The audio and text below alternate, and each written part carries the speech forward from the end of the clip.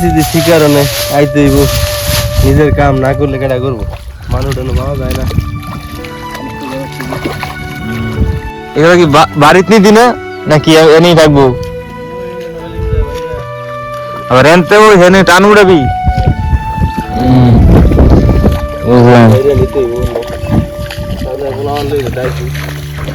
এরকম কয় ভাই গুন্ডা? বুঝলাম। আড়াই ভাই তুই বাসায়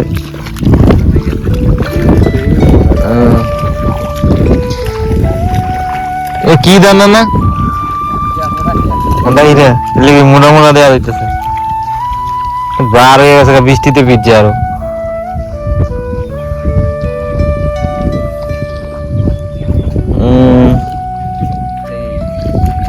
আবার টানো উঠান লাগবো।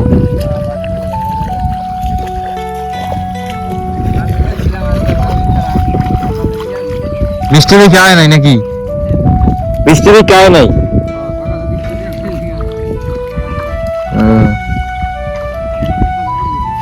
বুঝতে পারছি।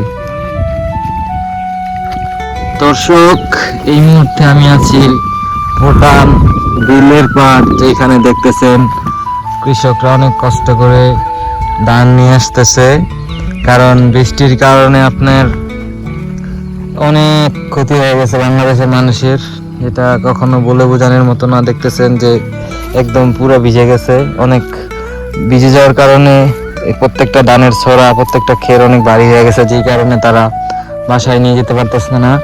শুকনো যে জায়গাগুলো আছে সেইখানেতে একটু স্টেপ রাখার চিন্তা ভাবনা করছে। এই যে দেখেন নিয়ে আসতেছে অনেক দূর থেকে।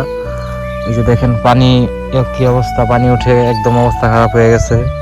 এই যে দেখেন, আমি আপনাদেরকে একটু ভালোভাবে দেখাই। এই যে এইখানে দেখেন কিছু ধান রাখছে, এবার এই যে এইখানে নিয়ে আসতেছে, অনেক কষ্টকর।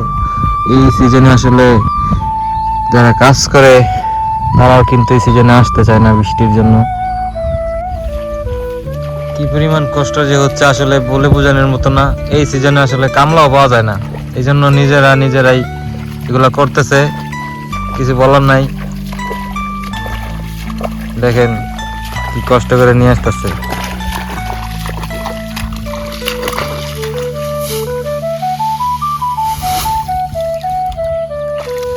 নিজের কাম না করলে কেটা করবো, মানুষ পাওয়া যায় না।